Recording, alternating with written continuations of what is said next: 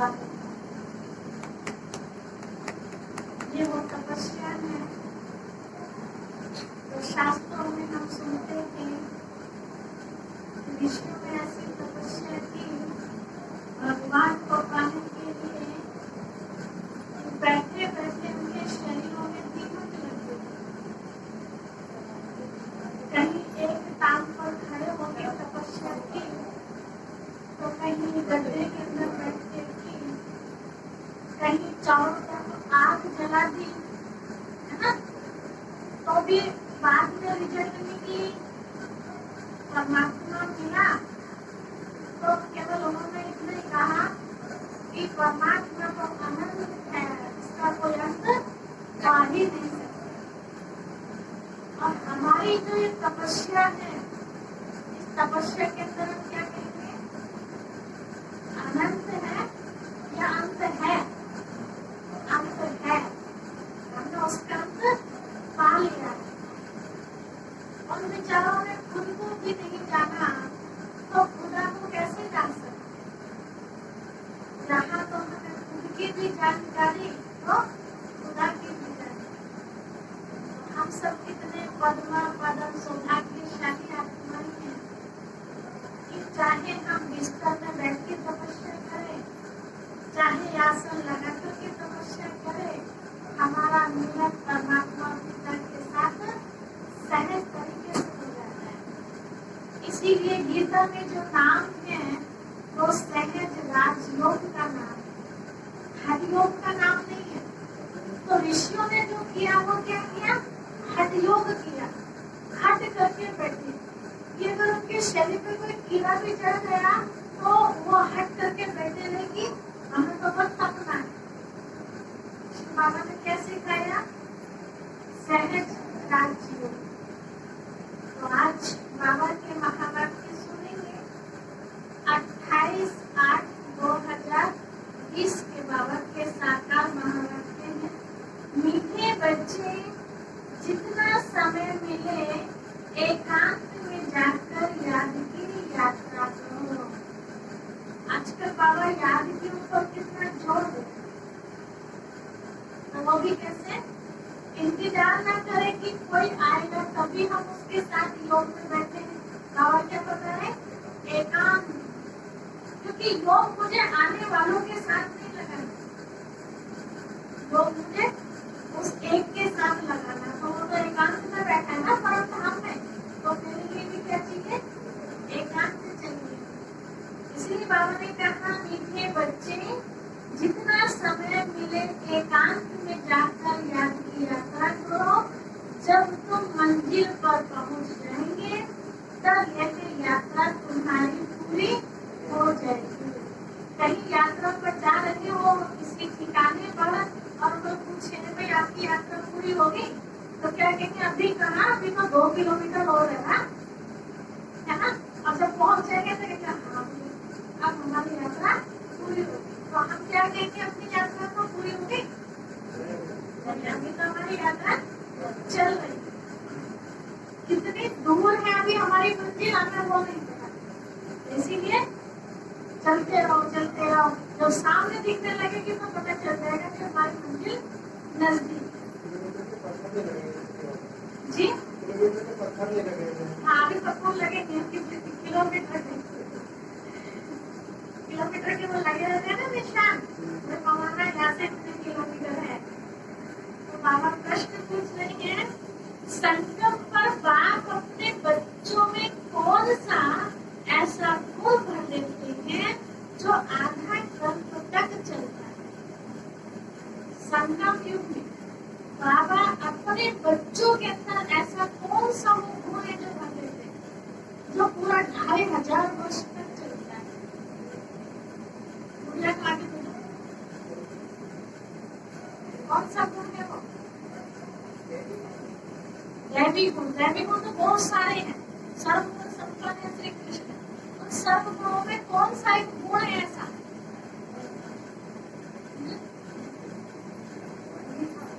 मीठा, मधुरता का गुण।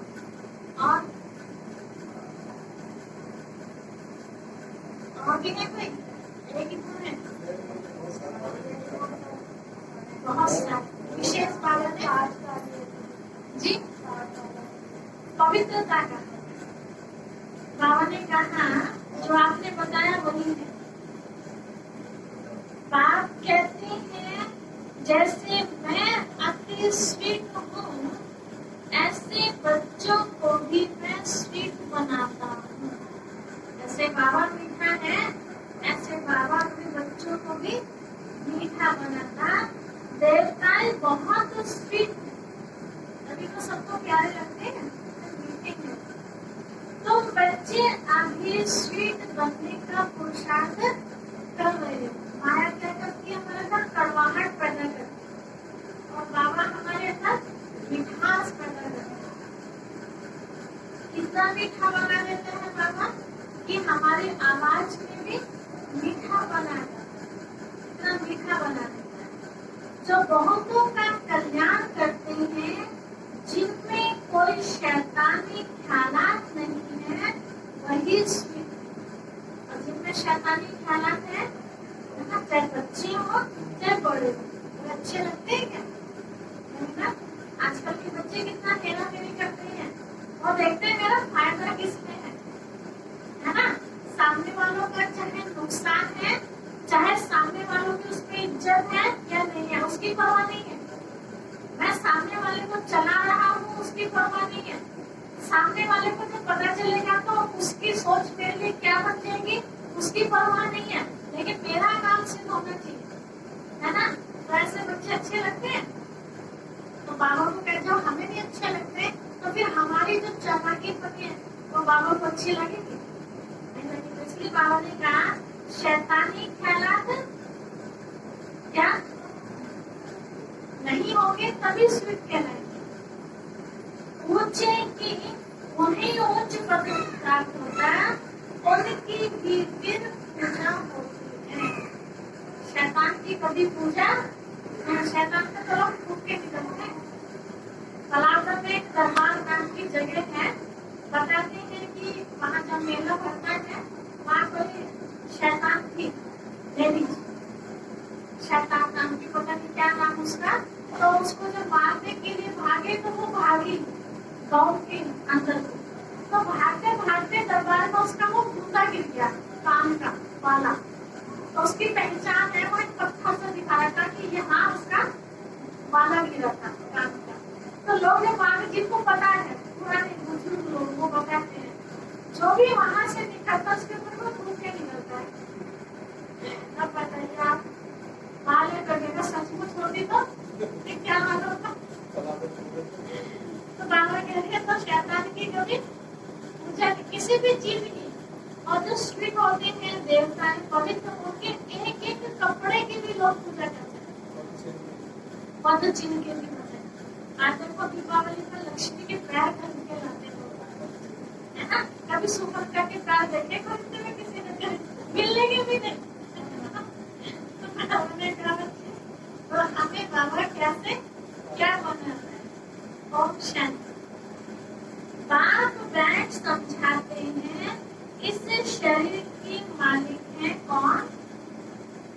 इस शरीर की मालिक मैं आत्मा। यह पहले समझना चाहिए क्योंकि अभी बच्चों को ज्ञान मिला। यहाँ बैठे तो क्या समझे मैं आत्मा हूँ परमात्मा पिता का महावाक्य है ना। तो पहले बाबा ने ये समझना है। पहले तो समझना है हम आत्मा है।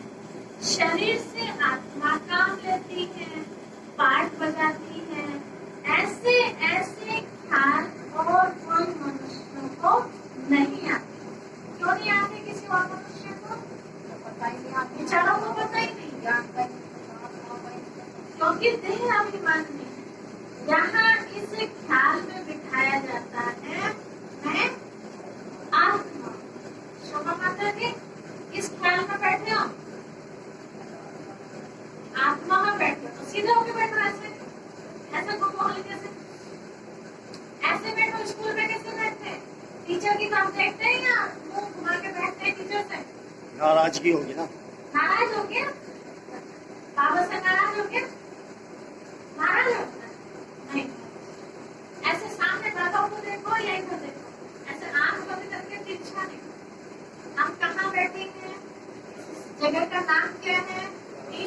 ये विश्वविद्यालय, आप सोचो कहीं आप यूनिवर्सिटी में जाओ और एक प्रोफेसर समझाने के लिए वहां आए, क्लास लेने के लिए स्टूडेंट की, और स्टूडेंट ऐसे करके बैठे, ऐसा लगेगा प्रोफेसर को अपमान है। यहाँ तो सिर्फ भगवान आता है, कहाँ लगे होनी चाहिए जिधर मुरली चल रही है ना, क्योंकि किसकी मुरली चल रही है, वो सामने से समझा रहे हैं, है ना। ऐसा तो नहीं कि टेप में रिकॉर्ड सुन रहे हैं, टेप में भी रिकॉर्ड सुने तो भी सामने बाबा, तब उसके एक अलग ही आनंद है। सुनाने वाले को भी आनंद कब आएगा, तो बाबा उदाहरण देता है, डांस करने वाले को आनंद कब आएगा, जब देखने वाले ढंग से देखेंगे, और देखने वालों को इंटरेस्ट ना होगा, उसके बेचारे के पैर उठेंगे तो ना उठे। तो सुनाने वाले का इंटरेस्ट कब आता है, कब अंदर से अच्छी बातें निकलेंगी, तो सुनने वाले का इंटरेस्ट अच्छा दिखता है कि हाँ इनके अंदर कुछ जा रहा है। तो बाबा ज्ञान की डांस कभी तो अच्छी करेंगे। तो बाबा कहते हैं बच्चे उन विचारों को तो पता ही नहीं, क्योंकि देहभान में है, यानी इस ख्याल में बिठाया जाता है मैं आत्मा हूँ, यह मेरा शरीर है, मैं आत्मा परम पिता परमात्मा की संतान, किसी देवात्मा की नहीं, देवात्माओं का भी पिता है ना। इसीलिए शिव को बोलते भक्ति मार्ग में देवों के देव महादेव, तो उसकी हम संतान है, तो कितना हमें नशा होना चाहिए, यह याद ही घड़ी घड़ी भूल जाती है, ये छोटी सी बात ही हम बच्चे भूल जाते, यह पहले पूरी याद करनी चाहिए, मैं आत्मा। यात्रा पर जब जाते हैं तो कहते हैं चलते हो, चलते हो, एक दूसरे का तो हिम्मत बांधते हैं, तो थोड़ा सा दूर है ना, चलो देखो सामने दिखाई दे रहा है ना। वैसे हम भी एक दूसरे के अंदर थोड़ा सा तो बैठ रहेगा, और इतने साल से तुम चल रहे हो, है ना, और आप बैठ जाओगे तो मामला खराब हो जाएगा। थोड़ा सा और हिम्मत कर लो, जहाँ इतनी हिम्मत करी है वैसे आगे बढ़ना। तुमको भी याद की यात्रा में रहना है, याद यदि याद नहीं रहती तो क्या कहेंगे, क्या कहेंगे, देही अभिमानी या देह अभिमानी, देह अभिमानी बैठ गए, बस अब चलना, बस की रेस को बहुत सहन कर लिया, अब सहन करना बस की, तो समझो बाबा क्या समझेंगे, बच्चा थक गया। देह अभिमान आता है, देह अभिमान से कुछ न कुछ फिर विकर्म बन जाता है। कितने ये सब देहभान की बातें जब आपकी दुनिया याद आती है ना, उसने ऐसा कहा, उसने ऐसा कहा, फिर वही खाना खाते हैं तो फिर मन में वही करते हैं, अच्छा मैं भी इसे समझ सिखाऊंगी। तो ये सब देहभान में हुआ ना, इसलिए बाबा ने क्या कहा, आत्मा अभिमानी, रोज शब्द के लिए हमें ये वरदान मिल जाए। ऐसे भी नहीं मनुष्य सदैव भी कर्म ही करते, ऐसा भी नहीं कह सकते, फिर भी कमाई तो बंद हो जाती है ना। इसीलिए जितना हो सके याद की यात्रा में ढीला नहीं पड़ना चाहिए, चाहे हम किचन में काम कर रहे हैं, चाहे हम खेत में कहीं भी, बाबा की याद ढीली ना रहे। एकांत में बैठ अपने साथ विचार सागर मंथन कर पॉइंट्स निकालने चाहिए। हमारी माताएं बताती बेचारी तो मजदूरियों में जाती हैं, क्योंकि पहले हम संगठन में काम करते थे, एक ही लाइन में होते थे 10 वाले, है ना, और बात करते जा रहे कहीं कहीं की, अब ग्रुप मारते जा रहे, ना लाइन कर रहे, कुछ नहीं कर रहे, ऐसा काम है ना। और अब जब से हम बाबा के बने हैं तो हम 2 लाइन छोड़ के बैठते हैं, क्योंकि बिल्कुल बगल में बैठेंगे तो कुछ ना कुछ हम बात ही नहीं करेंगे, तो भी जो आपस में कर रही है उनकी बात हमारे कानों में पड़ती है, तो हमारी जो लाइन है उसे बाद में कर देते हैं। हमें पता है कि हमें 10 लाइन हमें करनी है, तो हम 5 में नहीं बैठते, हम उधर बैठते हैं, इतना से आगे निकल जाना, उतना करके फिर ऐसा करना तो हम ही है। तो अपना बच्चा इस तरह से कि वो लोग कुछ बोलती है, हम कहते हैं हमको कोई फर्क नहीं पड़ने वाला, कुछ भी कहो, कहते हैं देखो अकेली लगी पड़ी है वहां, तो कहते तुम तो अकेले दिख रहे हो, ये तो हमें पता है ना हम अकेले हैं तो कहते हैं, है ना। और कहते उससे जल्दी काम हो जाता है हमारा। मेरे पूरा संगठन में काम करती हूँ तो इतना नहीं होता जितना हम अकेले बाबा की याद में फटाफट कर लेते हैं और चेहरे पर मुस्कुराते करते हैं। देखो अकेले मस्त लगेगा, अगर तुम भी अकेले बन के देखो तो भी ऐसा है, तुम्हें भी कितना आनंद आएगा। लेकिन वो अकेलापन बाहरी रूप से अपने आप को रखना, उसके लिए क्या चाहिए? ताकत चाहिए, हिम्मत चाहिए उसके लिए, क्योंकि कीड़े कांटे का भी डर रहता है। बरसात का टाइम है जैसे है ना, लेकिन बाबा की याद है तो सांप भी होगा वो भी निकल जाएगा कि देवी आ रही है यहाँ, तो यहाँ से मुझे निकल जाना चाहिए, क्योंकि वाइब्रेशन कैसे निकल रही है? शुद्ध वाइब्रेशन, सुकून वाले, है ना। तो वो आत्मा भी फिर रास्ता छोड़ देती है। तो इसलिए कहा बाबा ने कि कुछ भी करके मेरी याद में रखो, एकांत में रखो, जितना हो सके याद की यात्रा में भूला नहीं पड़ना चाहिए। कितना समय बाबा की याद में रहते हैं, मीठी चीज की याद तो पड़ती है ना। तो बाबा की बिंदु रूप की याद भी ना रहेंगे तो बाबा से क्या प्राप्तियां हैं उनको भी याद करेंगे तो वो भी तो याद ही है ना। बाबा की मुरली की पॉइंट आप याद कर रहे हैं वो भी याद ही है। अगर आपका चिंतन चल रहा है किसी को ज्ञान सुनाने का, सेवाओं की प्लानिंग, तो वो भी याद ही है ना।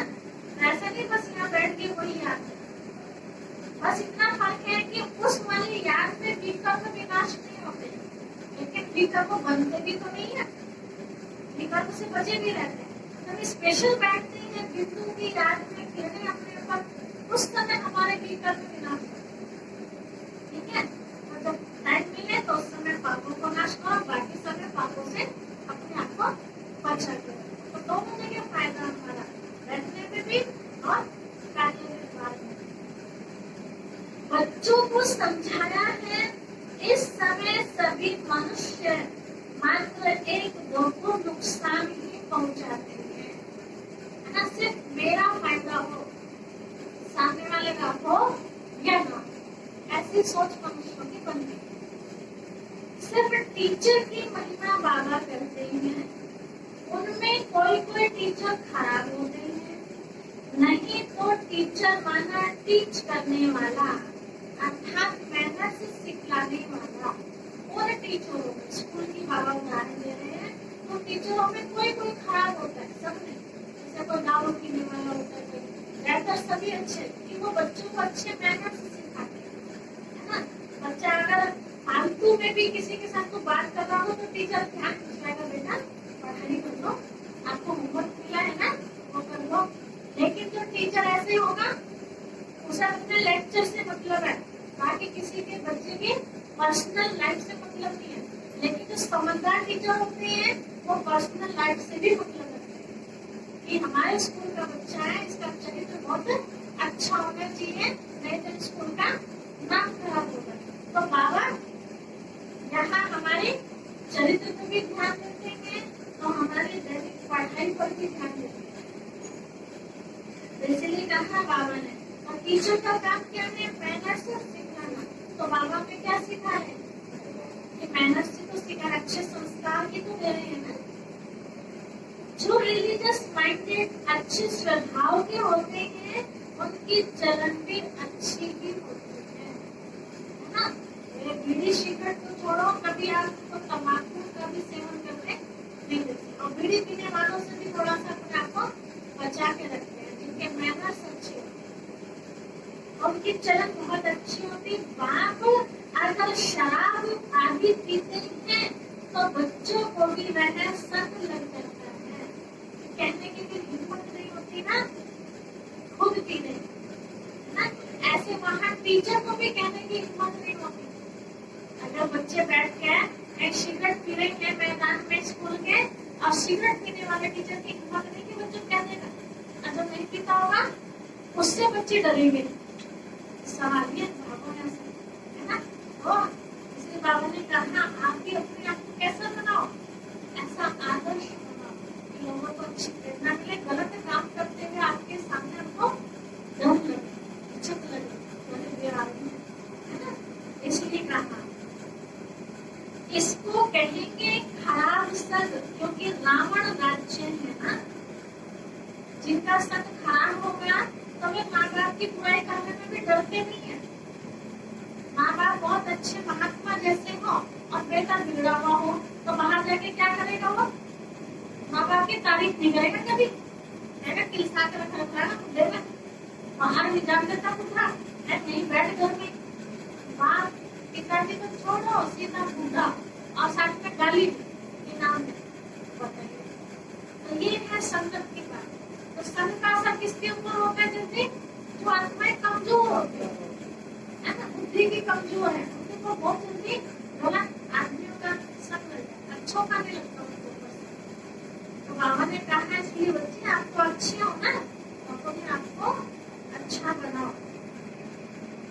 और बाबा कहते हैं बच्चे तो खराब संग मिलता है, क्योंकि रावण का राज्य है ना, राम राज्य था जरूर, परंतु वह कैसे था, कैसे स्थापन हुआ, यह वंडरफुल मीठी बातें तो बच्चे ही जानते हो, और कोई बातों को नहीं जानते।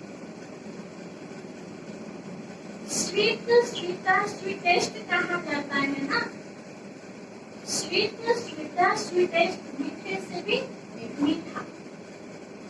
बाप की याद में रहकर ही तो पवित्र बन औरों को पवित्र बनाते हो।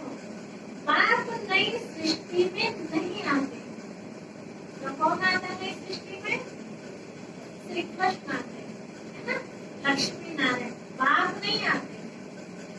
सृष्टि में मनुष्य, जानवर, खेती बाड़ी आदि सब होते हैं। मनुष्य के लिए सब कुछ चाहिए ना, जानवर भी चाहिए, खेती बाड़ी भी चाहिए। शास्त्रों में प्रलय का वृत्तांत भी रॉन्ग है।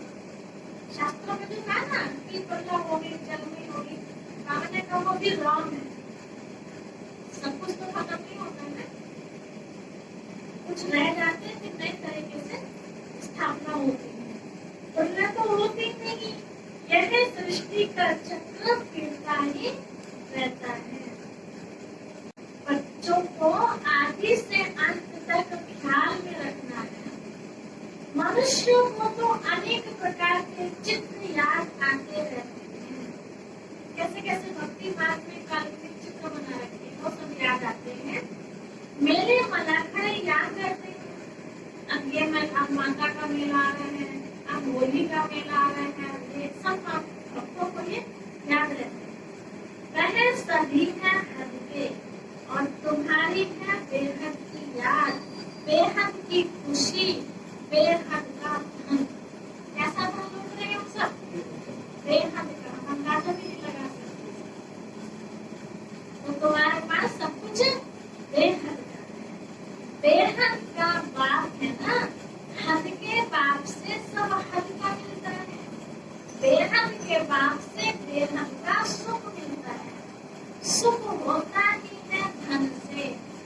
धन तो वहाँ अपार है, सब कुछ सतो प्रधान है वहाँ। तुम्हारी बुद्धि में है हम सतो प्रधान थे, फिर बनना है। यह भी तुम अभी जानते हो, तुम्हारे बुद्धि नंबरदार है। बाबा ने कहा तुम सब बच्चे भी नंबरदार। सबकी बुद्धि एक जैसा कैच नहीं करती ना। तुम्हारी बुद्धि में है हम सतो प्रधान थे, फिर बनना है। बाबा अब मीठा बनाने आए हैं, वही ऊंच पद पाएंगे। और जो मीठा बनेंगे वही ऊंच पद पाएंगे। स्वीटेस्ट वह है जो बहुतों का कल्याण करते हैं। मीठे से मीठे वह है जो बहुतों का कल्याण करते हैं।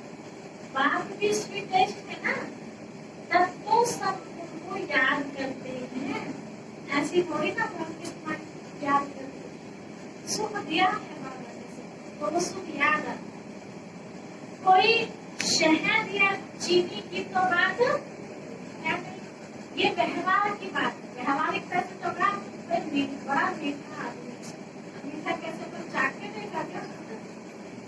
उसका व्यवहार श्रद्धा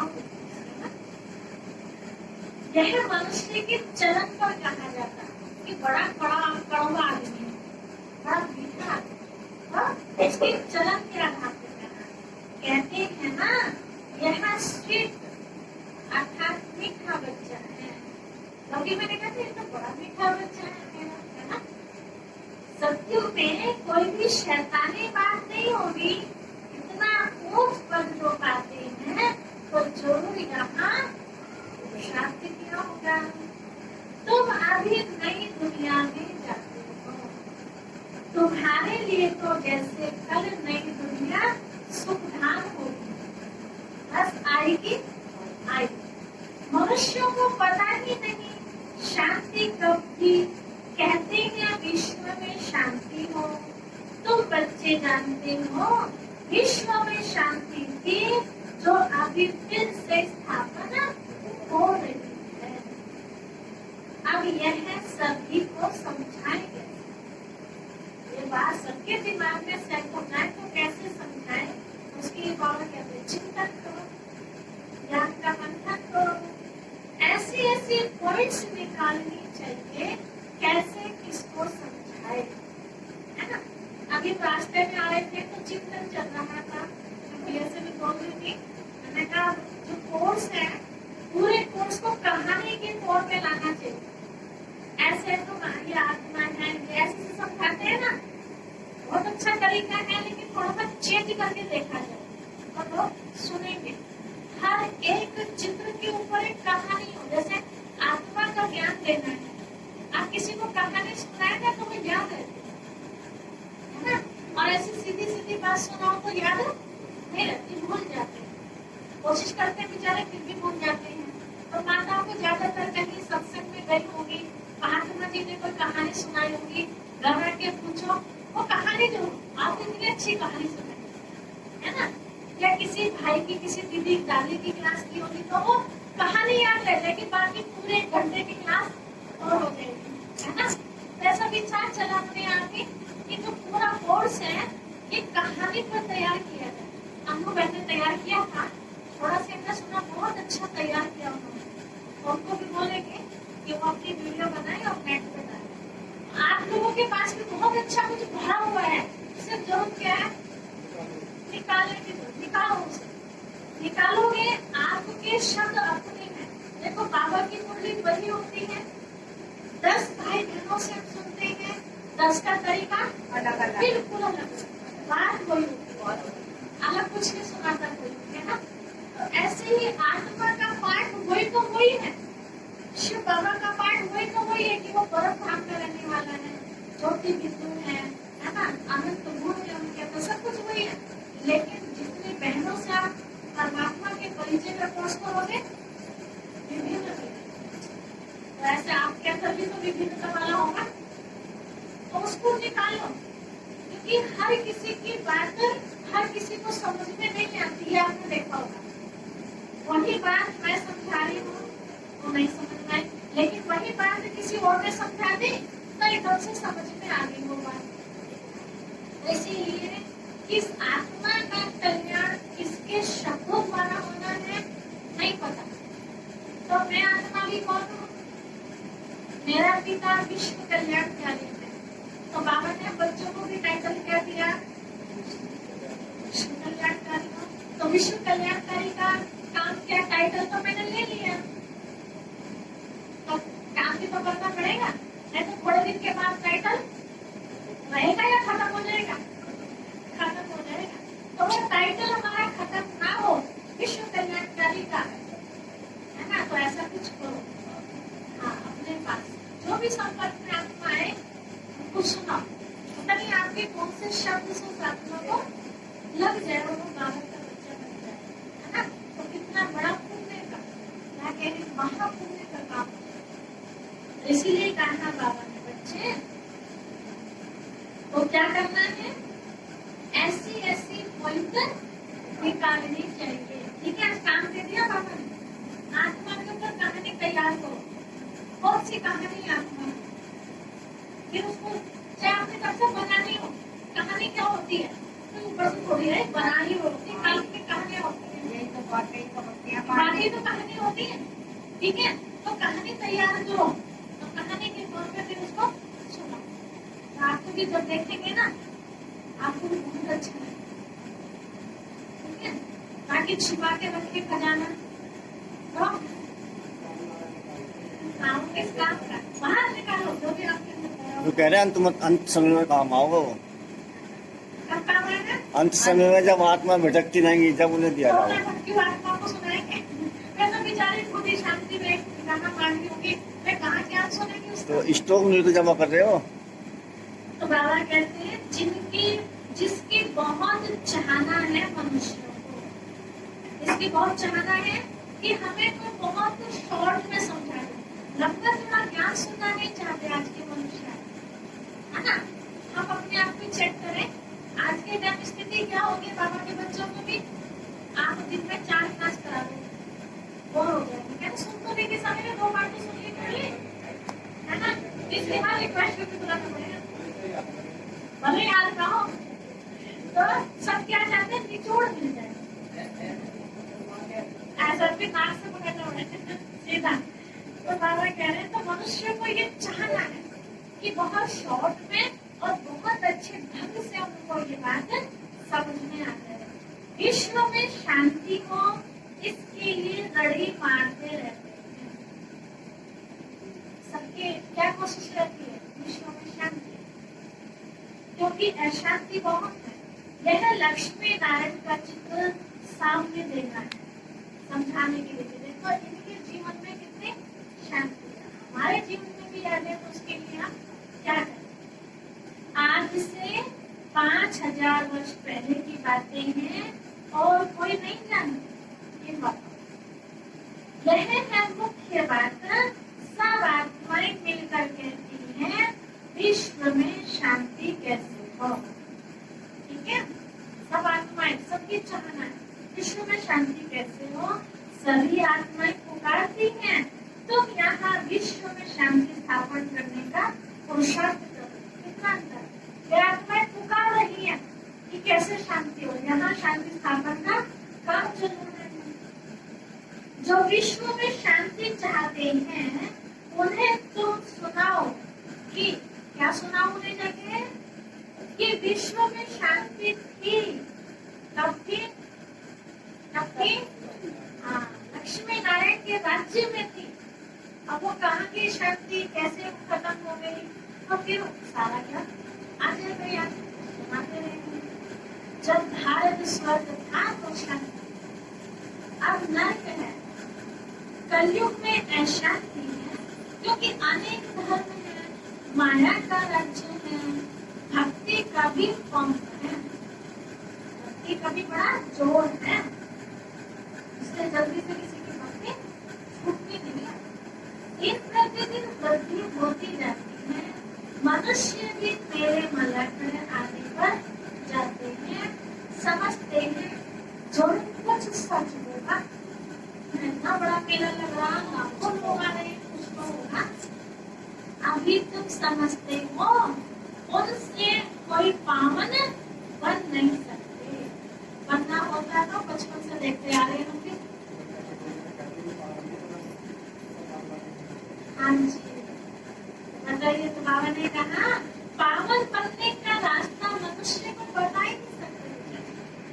पति तो पावन एक ही बात है, दुनिया एक ही है, सिर्फ नई और पुरानी कहा जाता है। नई दुनिया में नया भारत, नई दिल्ली कहते हैं, नई होनी है जिसमें फिर माया, नई दिल्ली होनी है फिर जिसमें फिर नया राज्य होगा। यहाँ पुरानी दुनिया में पुराना राज्य है, पुरानी और नई दुनिया कहा जाता है। तो राम राज्य नई दुनिया, रावण राज्य पुरानी दुनिया, यह भी तो बच्चे ही जानते हो।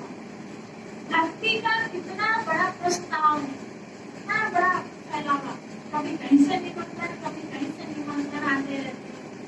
इसको कहा जाता है अज्ञानता, लेकिन उनके सामने भी कह सकते नहीं है ना, बिगड़ जाएंगे।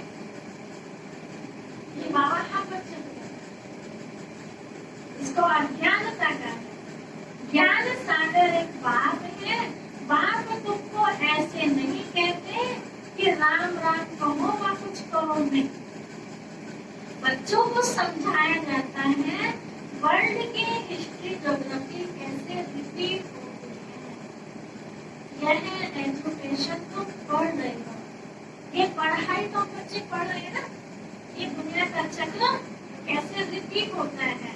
इसका नाम ही है रूहानी एजुकेशन और वो है जिस्मानी एजुकेशन। वहाँ मिलती है शरीर और शरीर से संबंधित काम में आने वाली बातों की नॉलेज, है ना। और यहाँ नॉलेज कैसे मिलती है, तो ये रूहानी नॉलेज, इनका अर्थ भी कोई नहीं जानते हैं। ज्ञान सागर को एक ही बात को कहा जाता है, वह है स्पिरिचुअल नॉलेज फुल सागर। बात रूहों से बात करते हैं, तो बच्चे समझते हो रूहानी बात पढ़ाते हैं, यह है स्पिरिचुअल नॉलेज। रूहानी बात पढ़ाते तो ज्ञान भी कैसा देंगे, रूह का ही देंगे। जिस्मानी टीचर पढ़ाएंगे तो वो ज्ञान भी जिस्म को चलाने का देंगे। रूहानी नॉलेज को ही स्पिरिचुअल नॉलेज कहा जाता है। तुम बच्चे जानते हो परम पिता परमात्मा बिंदी है, वह हमको पढ़ाते हैं, हम आत्माएं पढ़ रहे हैं। यह भूलना नहीं चाहिए। हम आत्मा को जो नॉलेज मिलती है फिर हम दूसरी आत्माओं को देते हैं। यह याद तब ठहरेगी जब अपने को आत्मा समझ बातों की याद में रहेंगे। याद में बहुत कच्चे हैं, झट देह अभिमान लग जाता है। थोड़ी सी बात किसी ने हमें कुछ कही और हमारे अंदर तो याद की हमारे अंदर कमी है, याद में कच्चे हैं। यही अभिमानी बनने की प्रैक्टिस करनी है। हम आत्मा इनको सोना देते हैं। किसी की दुकान है ना, वो कस्टमर आए तो बाबा कह रहे क्या समझो, हम आत्मा इनको सोना दे रहे। आत्मा हम आत्मा व्यवहार करते हैं। अपने को आत्मा समझ बात को याद करने में ही फायदा है। आत्मा को ज्ञान है, हम यात्रा पर है, कर्म तो करना ही है। बच्चों आदि को भी संभालना है, वो जिम्मेवारी है उसको भी संभालना है। लेकिन जिम्मेवारी तक, तो जिम्मेवारी कहाँ तक बनती है, कहाँ तक, हाँ बच्चा बड़ा हो जाए, आपकी जिम्मेवारी बच्चे की शादी कराना, बच्चे की शादी करा दी, अब आप बेटी करो। बाकी उसकी भी गृहस्थी को पालना, उसके भी बच्चों को पालना, ये जिम्मेवारी है। तो फालतू में अपने आप को लपेटना होगा, है ना। और तो बड़ दादी बन जाएंगे तब भी लिफ्टी होगा, तो दादी बने हो। इसलिए बाबा ने कहा जिम्मेवारी, जिम्मेवारी होगी। अपने बीवी बच्चों के साथ रह रहे, हम अपने फैमिली के साथ रह रहे हैं ना, और इतना बाबा कहते हैं। उसके अलावा तो वो फिर मोह वाली बात आ जाती है। इसलिए कहा बाबा ने, अब अपने को देखना कि हम क्या करते हैं। बाबा ने कहा बच्चे, बच्चों आदि को भी संभालना है। ये बात किनके लिए कही बाबा ने, कईयों के छोटे बच्चे होते हैं, वो सेवा में बहुत ज्यादा कई बार व्यस्त हो जाते हैं, तो बैलेंस बिगड़ जाता है। तो फिर बैलेंस बिगड़ने से घर की स्थिति खराब हो जाती है, तो नाम किसका खराब होता है। ये कहेंगे बाबा हम तो सेवा में लगे हुए थे ना, तो फिर आपको तो देखना था हमारे बच्चे। तो बाबा बच्चे देखना है क्या, बाबा तो सबके लिए आत्मा का ज्ञान देने आए, है ना। बच्चों को तो खुद ही समझना पड़ेगा, बच्चे कहाँ खेल रहे, कैसे बच्चों के साथ खेल रहे हैं, है ना। क्योंकि जैसों के साथ खेलेंगे, जैसों बच्चों की भाषा होगी वैसा हमारा बच्चा भी सीख लेगा। तो ये चीज बाबा थोड़ी देखेगा, तो हमें खुद को देखनी पड़ेगी चीजें। तो उनकी भी बाबा ने विशेष कहा कि बच्चे, बच्चों की जिम्मेवारी, आप जब बड़ा हो जाएगा तो उसे बच्चे खुद समझ आ जाएंगे कि मुझे कैसे लोगों के साथ बैठना है। तो धंधा आदि भी करना है। शरीर है और शरीर के लिए जो जरूरत वाली चीजें हैं वो तो करना ही है। धंधे आदि में याद रहे हम आत्मा है ना, ये बात हम ना भूल जाए, यही बड़ा मुश्किल है। धंधे में भूल जाते हैं, बिना धंधे के भी भूल जाते हैं, बैठे यहाँ पल भर के लिए बुद्धि कहाँ चली जाती पता नहीं चलता, कितना टेंशन लेना पड़ता है। बात कहते हैं कोई भी उल्टा काम कभी नहीं करना। चलो सीधा भी नहीं कर सकते तो उल्टा भी ना, फिर आप अपने आप को बचा के रखें। और भी कुछ समझ में आता है, काम धंधा नहीं है तो बाहर चौकों में तो खड़े ना होगा। कई लोग की आदत क्या होती है, परिवार में घर में काम भले पड़ा है, दरवाजे में बैठे भी नहीं करते, बैठते आए हेलो होते रहे। अरे अल्लाह कहाँ जा रहा, बेचारा जा रहा होगा किसी काम से जरूरी, ना बताना चाहता है, अपने आप ही पूछ ले, उसने नमस्ते भी नहीं करी, हम ही पूछ रहे हैं, तो ये क्या है गलत है ना। ये को अच्छा नहीं लगता कि अपने को टोके और हमने सब टोक दिया तो कैसा लगेगा उसे, काम नहीं खराब हो जाएगा। तो बाबा कहते हैं बच्चे हमारे पास इतना टाइम है, अपने घर का काम खत्म किया, नींद पूरी कर लो, अपने घर में जमीन तोड़ लो बैठ के, किसके काम आएंगे, अपने काम आएंगे। बाबा की याद में, चलो बाबा की याद में नहीं बैठा जा रहा है ना, बुद्धि विचलित होती है, थोड़ा सा अपने आप को कुछ शांत करके सो जाओ तो बुद्धि शांत होती है, तो उठेंगे ना तो फ्रेश होते हैं।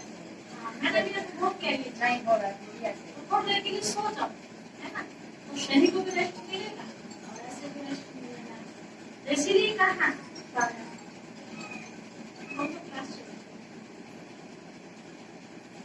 तो बाबा कहते हैं बच्चे हो उसका ही यादगार त्योहार है। कौन सा त्योहार है पावन बनने की यादगार का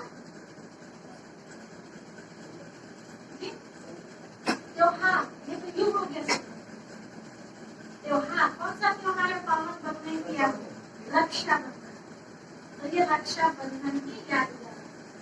आगे तो पाई पैसे की राखी मिलती थी, तो लोगों ने देखा सोने की राखियां बनवाते, पाई पैसे की ब्राह्मण लोग जाकर राखी बांधते है ना। राखी भी क्या होती थी, धागा, लेकिन उस धागे में कितनी पावर होती है ना। अगर ब्राह्मण जाते तो कितना नशा होता था, राखी बांधते थे ब्राह्मण ने।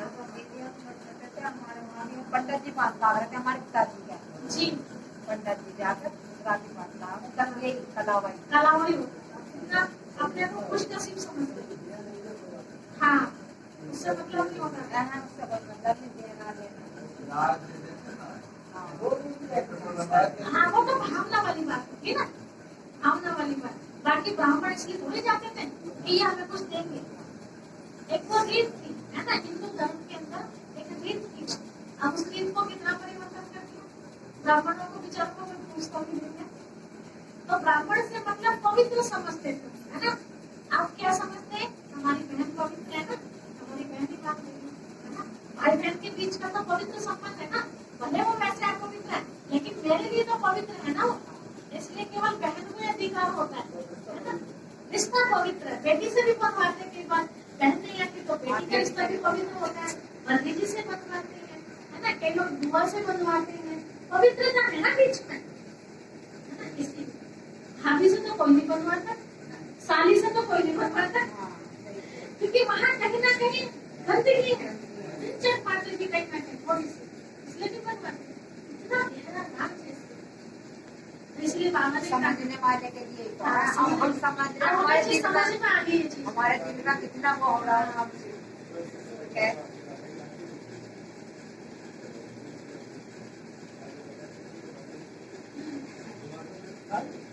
नॉर्मली हाँ अच्छा मेहनत वाले भाई।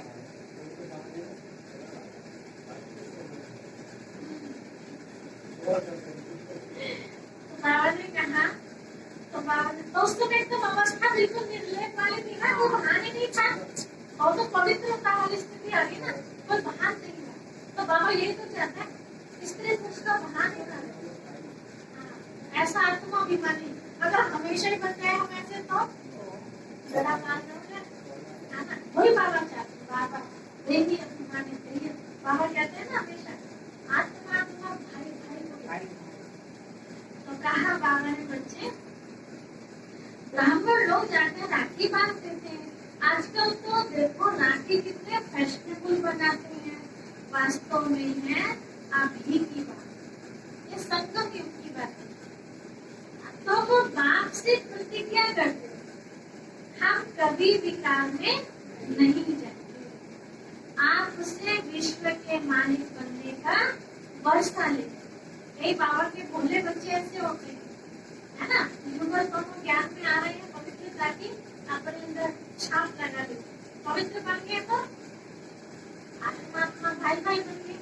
अब राखी बंधवाने में क्या दिक्कत है ना, तो राखी बंधवाली चल अब तो मेरी बहन बन गई, जब पत्नी थी रखी, लेकिन अब तो बहन बन गई। वो एक पवित्र नाता उन्होंने व्यक्तिगत किया, कोई बुरा काम नहीं किया, लेकिन वही बात बाहर निकल के तो उसका क्या हो गया। इसलिए बाबा कहते हैं बच्चे सब काम सोच समझ के, है ना। ये दुनिया कैसी है, हाँ जैसी है दूसरों को फिर वैसा ही समझते हैं। इसलिए कई काम ऐसे होते हैं कि हम जो रियल है उसको हम दिखा भी नहीं पाते, मन के अंदर ही उसको हम समेट के रखते हैं कि मैं ऐसी आत्मा, है ना, दिखाने से नहीं होती वो चीज। इसलिए बाबा ने कहा बच्चे तो नए नए के अंदर उमंग होते हैं ना, जोश, तो समझ में नहीं आता।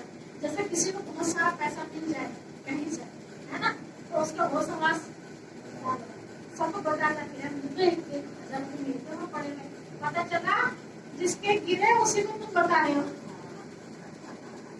है ना। तो गड़बड़ हो गई ना, ना बताता तो इसके काम को आ जाते।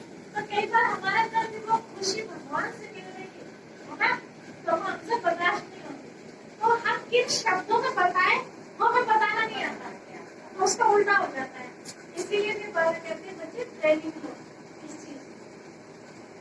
तो बाबा कहते हैं बच्चे तो ये सब बातें अभी संगम युग है, तुम बाप से प्रतिज्ञा करते हो हम कभी विकार में नहीं जाएंगे, आपसे विश्व के मालिक बनने का वर्षा लेंगे। तो बाप कहेंगे 63 जन्म तो विषय वैतरणी नदी में गोते खाते आए, अब तुमको क्षीर सागर में ले चलते हैं। सागर कोई है नहीं, ये तो पानी के सागर की बात नहीं है, विषय वैतरणी नदी की तो बात है, कोई ऐसी नदी वाली बात नहीं है। भेंट में कहा जाता है, ये तुलना में कहा गया। तुमको वैशाल्य से शिवालय में ले जाते हैं, वहाँ अथाह सुख है, अभी यह तुम्हारा अंतिम जन्म है, हे आत्माएं पवित्र बनो। क्या बाप का कहना नहीं मानोगे? पूछ रहे बाबा, क्या बाप का कहना इसे इतने जन्मों से पुकार रहे थे।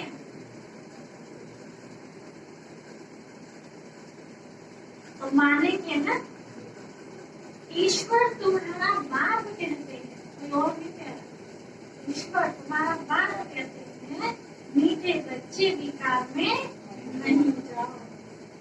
जन्म जन्मांतर के पाप सिद्धर है, वह मुझे याद करने से ही भस्म होंगे। कल्प पहले भी तुमको शिक्षा दी थी, तो बात गारंटी तब करते हैं जब तुम ये गारंटी करते हो कि हम बाबा आपको याद करते रहेंगे। पहले गारंटी किसकी? हमारी। पहले हम गारंटी के साथ बंधे, तभी तो बाबा बंधेगा उसको निभाने के लिए। इतना याद करते रहो तो शरीर का भान ना रहे। अब शरीर के भान का मतलब ये नहीं है कि पेट में चूहे को तेरा भान ना रहे, नहीं। जब शरीर को चाहिए उस समय शरीर को दे, क्योंकि इसी शरीर में रहते तो बाबा से मिलन मना रहे, बाबा के शब्दों का आनंद ले रहे हैं। अब पेट में दर्द हुआ तो आनंद मिलेगा, सारा आनंद खोलेगा वो पेट की गैस, ठीक है ना। कई और ऐसा नियम बना रखा कि मुरली से पहले कुछ खाना ही नहीं है, मैंने भी नियम बना लिया था एक टाइम में, लेकिन शरीर में बाद में आकर दिक्कत बराबर करने लगी, खाली पेट गैस बनने लगी।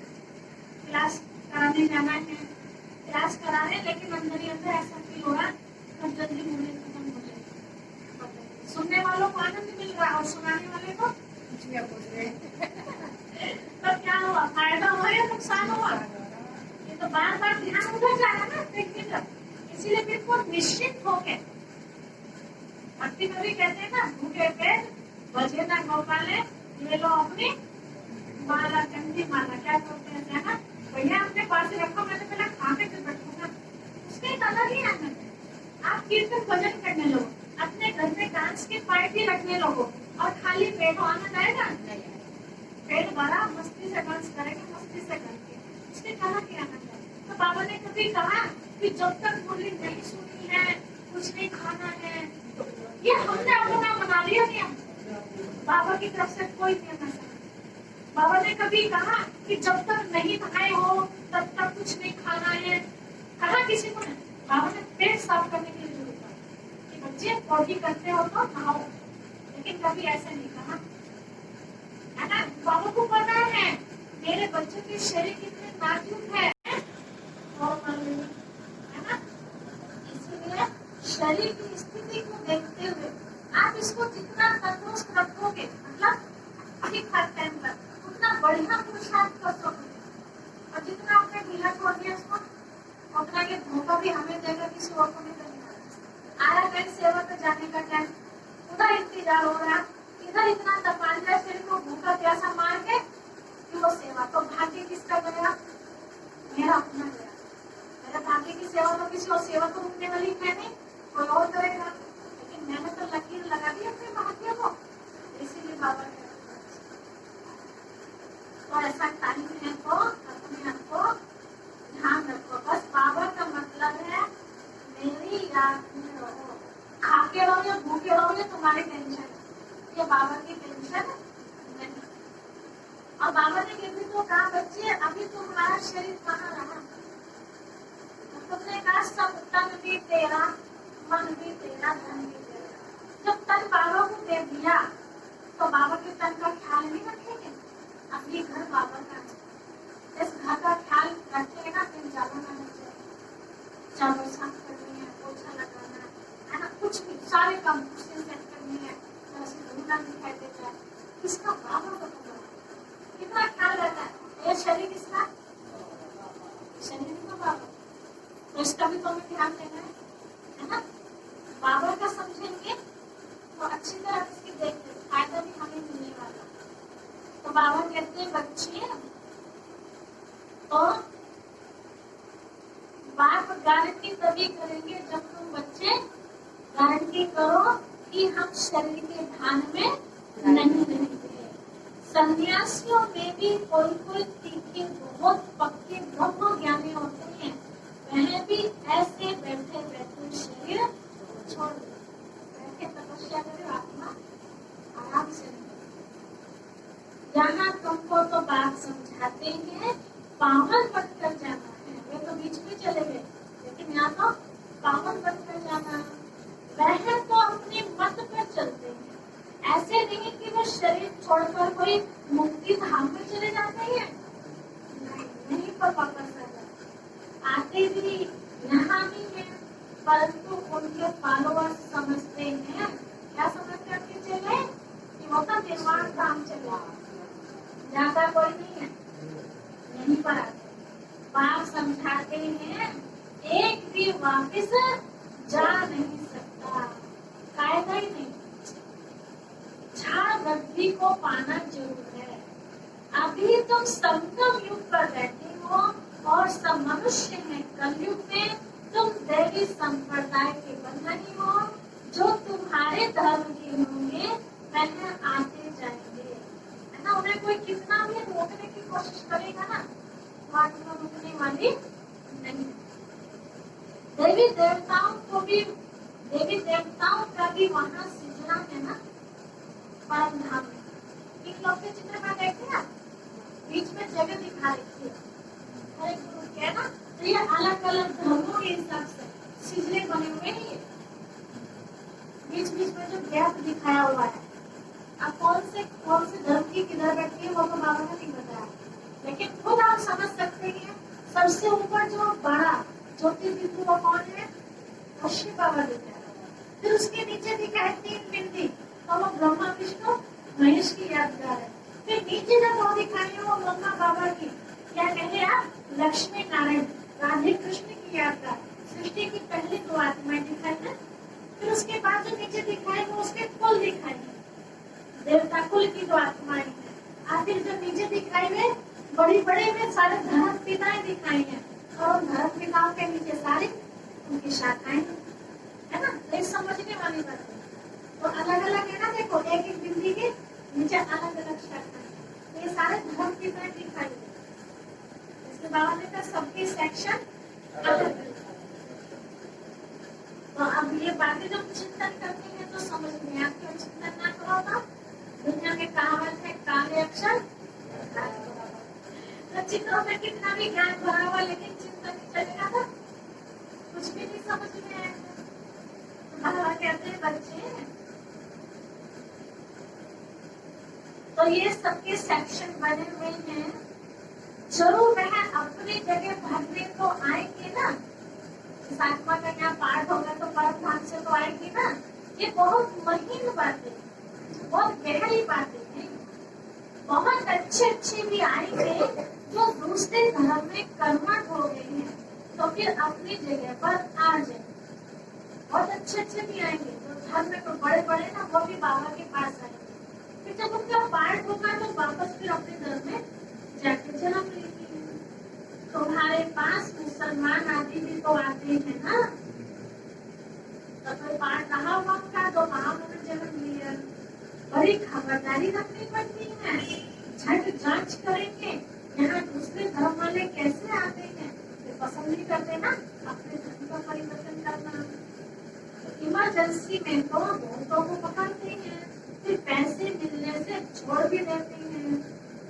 जो कल्प पहले हुआ है तुम अभी देख रहे हो, नया तो कुछ हो ही नहीं रहा। कल्प आगे भी ऐसे हुआ था, तुम अभी मनुष्य से देवता पुरुषोत्तम कर रहे हो।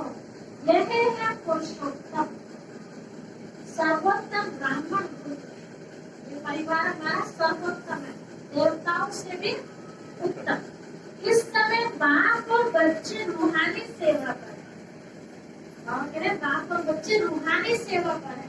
तो चेक करें हम है रूहानी सेवा पर, तन से नहीं तो मन से ही है ना। कहीं ना कहीं तो हम नंबर लेना विश्व कल्याणकारी बनने में। कोई गरीब को धनवान बनाना ये रूहानी सेवा है? पूछे बात, रूहानी सेवा है? 2 तरह से होता है, एक है बाहरी गरीबी से अमीर बनाना, एक आत्मिक तरीके से उसको अमीर बनाना, भगवान बनाना। तो कौन सी रूहानी सेवा कहेंगे? रूहानी सेवा है ना, जो आत्मा के अंदर इतनी अच्छाइयां बढ़ गई, ये रूहानी सेवा है। आत्मा को गुणवान बनाना, बाप कल्याण करते हैं तो बच्चों को भी मदद करना है। अकेले बाबा को देखो कितना टाइम लग जाएगा। जो बहुतों को रास्ता बताते हैं वह बहुत ऊंच पद पाते हैं, तो बच्चों को पुरुषार्थ करना है, क्योंकि चिंतन, लेकिन चिंता नहीं।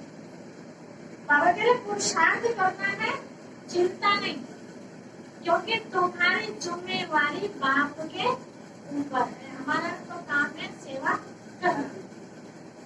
पुरुषार्थ जोर से कराया जाता है, जो फिर फल निकलता है, समझा जाता है कल्प पहले मिसल। बाप बच्चों को कहते हैं बच्चे फिक्र मत करो, सेवा में मेहनत करो। मेहनत करना हमारा काम है, और फल देना कब मिलना फल वो बाबा का काम, उसकी चिंता ना करें। देखो हम खेत में अपने पेड़ लगाते हैं, है ना, आम का पेड़ लगाओ, अमरूद का लगाओ, किसी भी चीज का लगाओ, तो क्या उसका फिक्स रहता है कि उस समय 1 साल 6 महीने या 2 साल बाद मिलेंगे? एक बार तो 4 साल में भी नहीं आता फल, और फल आया भी तो पता चला पहले साल का फल तो वैसे बेकार हो गया, दूसरे साल अच्छा फल आया। तो ऐसे ही कर्म भी क्या है, ये भी तो बीज बोने के ना, तो इसका फल हमें कम मिलेगा, ये बाबा के ऊपर।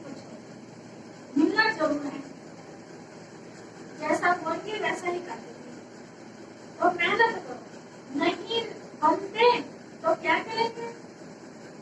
इस कुल का नहीं होगा तो तुम भले कितना भी माथा मारो, इतना भी खींच के लाओ बाबा के घर में।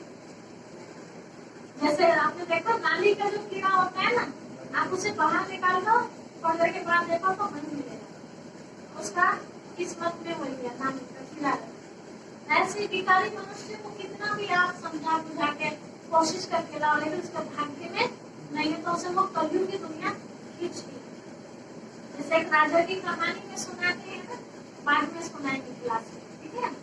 तो बाबा ने कहा बच्चे कितना भी माथा मारो तो नहीं है, कोई कम तुम्हारा माथा खपाएंगे, कोई जास्ती खपाएंगे। कोर्स कराते हैं पता है ना सबको, कोई तो बड़े आराम से मिला, कोई तो इतना बहस करते हैं कुछ, तो कोई ज्यादा माथा खपाते हैं। इस कुल का नहीं होगा तो क्या कर सकेंगे? कुछ भी नहीं। बाबा ने कहा है जब दुख बहुत आता जाएगा फिर आएंगे, फिर आपको बुलाने की जरूरत नहीं है, फिर अपने आप आएंगे। तुम्हारा व्यर्थ कुछ भी नहीं जाएगा। जिनको आप ज्ञान देते हो ना, और कहते हैं ऐसा है मम्मी अपना ज्ञान अपने पास रख, तुम्हारा व्यर्थ नहीं गया, तुमने तो 20,000 रुपया अपने आप आ जाएगा सब।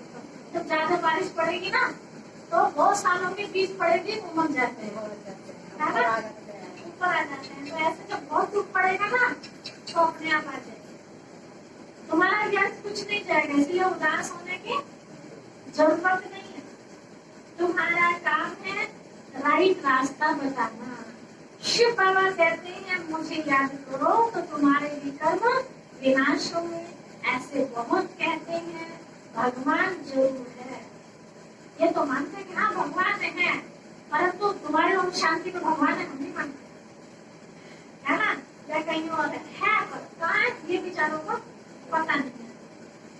सिर्फ कौन सा भगवान था इसमें उलझी, कृष्ण तो हो न सके, कृष्ण उसी फीचर्स से सत्युग में होगा।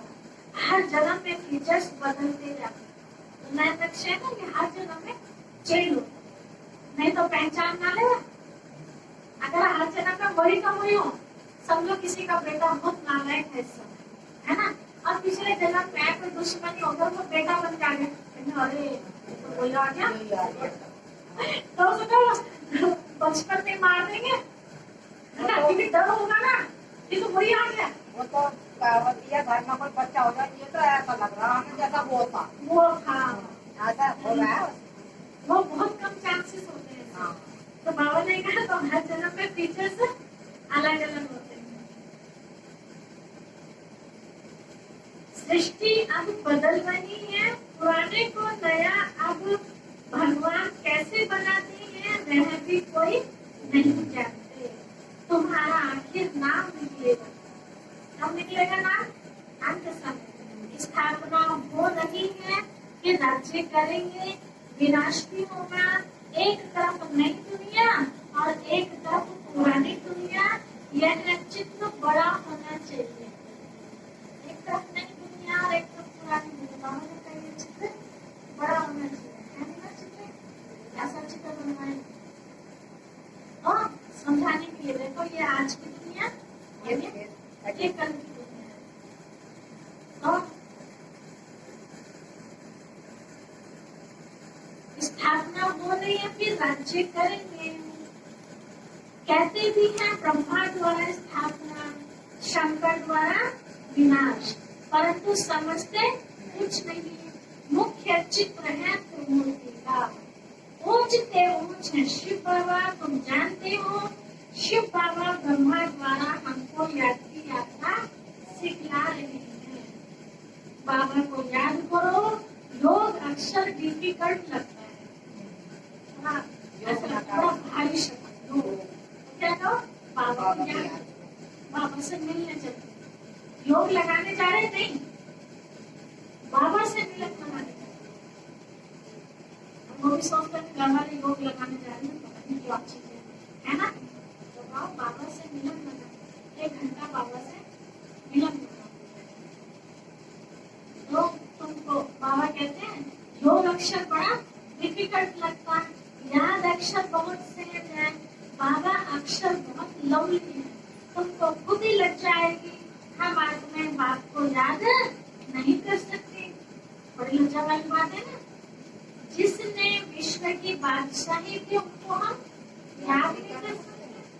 आप भी लग जाएंगे, बाप भी कहेंगे तुम तो बेसमझो, बाप को याद नहीं कर सकते हो तो वर्षा कैसे पाएंगे, विकल्प कैसे विनाश हो।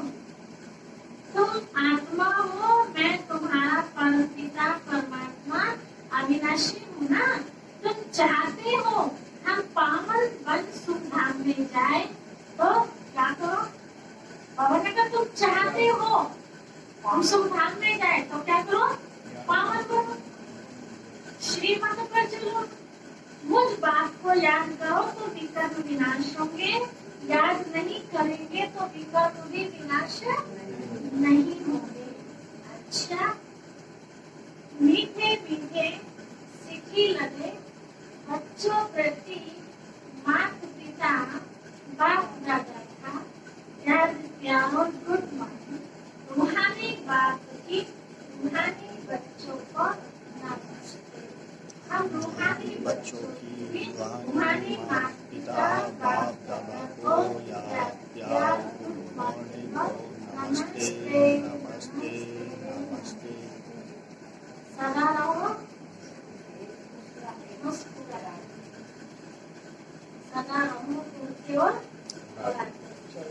अच्छा, धारणा के लिए मुख्य सार है, पहली पॉइंट है हर प्रकार से पुरुषार्थ करना है। हर प्रकार से लास्ट समय है ना, कैसे भी करो, ये रास्ता निकालो खुद। हर प्रकार से आजकल हम सबका पुरुषार्थ चल रहा है। बाबा की मुरली सुनते थे तो 4 बजे से फोन मिलाते थे, धीरे धीरे करते करते करते करते करते करते 2:30 बजे तक ले आए। चल रहा 2:30 पे हो गया, 2:30 बजे तक आ गए। अब धीरे धीरे हमारा जो लक्ष्य है वो 2 बजे तक का है ना। उसके बाद मुरली बहुत अच्छा चलता है, 2 बार कमेंट्री होती है, पहले फिर मुरली फिर कमेंट्री। बाद में जो टाइम बचा 4:45 बजे तक का, हर एक की यथाशक्ति है कि वो कितना बाबा को याद कर पाते। लेकिन हमारा तो काम पूरा करना उठाने का, आगे उस आत्मा का पाठ है, आगे कितनी प्राप्ति वो करते हैं। इसलिए कहा बाबा ने बच्चे हर प्रकार से पुरुषार्थ करो। क्यों जरूरी है 2 बजे से उठना, वो आपको बताएंगे बाबा। फिक्र चिंता नहीं, क्योंकि तुम्हारा जिम्मेवार स्वयं बाबा है। बस बाबा कहते हैं मेरी याद में रहो तो मैं गारंटी हूँ, याद में भी रखेगा, याद तो किसी और की गारंटी बाबा क्यों लेगा, है ना। तभी तो वही गारंटी लेगा ना। देखो जैसे लौकिक में भी होता है, बच्चा कहना माने किसी और का, उम्मीद रखे माँ बाप से तो होगा। माँ बाप कहते कहते हो गए, उनका कहना माने तो रोटी तो वही खा लेता है, यहाँ खाने की जरूरत है ना। और ऐसा ले ली प्रॉपर्टी भी उन्हीं से करवा लेना अपना काम। और शिव बाबा को अधिकार नहीं है कहने का, शिव बाबा को भी अधिकार है। हमारा कुछ भी व्यर्थ नहीं जा सकता। 1 सेकंड भी अपने बाबा को याद किया ना, वो भी हमारा जुड़ गया, है ना। और 1 सेकंड का भी हमारा व्यर्थ नहीं जा सकता। दूसरी पॉइंट है बाप समान बहुत बहुत स्वीट बनना है, अर्थात मीठा बनना है, औरों का कल्याण करना है। इस अंतिम जन्म में पवित्र जरूर बनना है, ठीक है। पवित्र बनना है ना, जरूर बनना है। जरूर का मतलब समझते हैं, नहीं बनेंगे तो डंडे तैयार है। जरूर का मतलब ये होता है धरना आदि करके अभ्यास करना है कि मैं तो नॉर्मल सी बात है कि मैं आत्मा हूँ तो परमात्मा अपने आप याद आए। बाबा वरदान दे रही है, हर कदम में पद्मों की कमाई जमा करने वाले सर्व खजानों से संपन्न व तप्त आत्मा को। हर कदम में पद्मों की कमाई जमा करने वाले सर्व खजानों से संपन्न व तृप्त आत्मा हो। जो बच्चे बाप की याद में रहकर हर कदम उठाते हैं, हर कदम मतलब हर कर्म करते हैं बाप की याद में, वह कदम कदम में पद्मों की कमाई जमा करते हैं। देखो पद्मों कैसे, यहाँ काम कर रहे हैं उसका भी फायदा, और काम के साथ बाबा की याद रही तो आगे के लिए फायदा। कितना फायदा, एक बार तो दो काज, ऐसे ऐसे बोलते हैं, एक के बहाने डबल का। इस संगम पर ही पद्मों की कमाई की खान मिलती है। खान, खान को ना चाहिए लो। संगम युग है जमा करने का युग, अभी जितना जमा करना चाहो उतना कर सकते हो। एक कदम अर्थात एक सेकंड भी बिना जमा के ना रह जाए। एक सेकंड, मिनट की बात तो बहुत बुरे सेकंड अर्थात व्यर्थ ना जाए। सदा भंडारा भरपूर हो, प्राप्त नहीं कोई वस्तु, ऐसे संस्कार। तो जब सब कुछ भरेंगे तभी तो कहेंगे कि कोई अप्राप्ति के सब कुछ प्राप्त है। जब अभी ऐसी तृप्ति व संपन्न आत्मा बनेंगे तब भविष्य में अद्भुत खजानों के मालिक होंगे। तो यही भरना पड़ेगा ना अपने। स्लोगन है, कोई भी बात में अपसेट होने की बजाय नॉलेज फुल की सीट पर सेट हो। कोई भी बात में अपसेट होने के बजाय नॉलेज की सीट पर सेट हो। कोई भी बात आए तो उसकी गहराई में जाए, ऐसा क्यों है ना। तो जब उसकी समझ होगी तो अपसेट नहीं होगा। फिर दिमाग हमारा जो हलचल में आया हो शांत हो जाएगा। हलचल में कब आता है, जब हमें कोई बात समझ में नहीं आती। समझो मेरे पास 1000 रुपए थे और वो खर्च हो गए और मैंने ध्यान दिया नहीं किस किस में खर्च हो गए, तो दिमाग हिलेगा या नहीं हिलेगा। तो जी 1000 रुपए जोड़े थे बड़ी मुश्किल में, फिर भी खत्म हो गई। लेकिन जब पता होगा कि यहाँ यहाँ हुए फिर हलचल होगी। इसीलिए बाबा ने कहा नॉलेज फुल बनो तो कभी अपसेट नहीं हो सकते। अच्छा, बाबा ने कहा था मीठे बच्चे जितना समय मिले तो एकांत में जाकर याद की यात्रा करो। जब तुम मंजिल पर पहुंच जाएंगे तब यह तुम्हारी यात्रा पूरी हो जाएगी। प्रश्न था, संगम पर बाप अपने बच्चों में कौन सा ऐसा गुण भर देते हैं जो आधा कल्प तक चलता रहे, फिर धीरे धीरे कड़वाहट शुरू हो जाएगी। मीठा है ना, तो सब कुछ रहता तक चल, अब तक भी चल रहा लेकिन मिक्स है ना, थोड़ा सा कड़वापन मिक्स है, उसको पावर खत्म करने की बात करें। ओम शांति।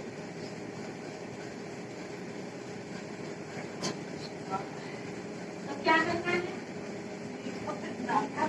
मीठा बनना है। कुछ भी हो जाए